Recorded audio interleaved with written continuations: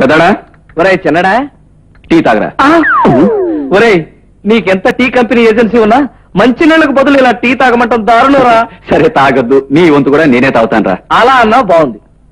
ఇప్పుడు పాయింట్ రా, బాగా అరేంజ్ చేసిన పెళ్లి చూపులకు వెళ్తున్నావా? వెళ్తున్నాను రా. ఓ చిన్న విలేజ్ లో పెద్దింటి అమ్మాయట.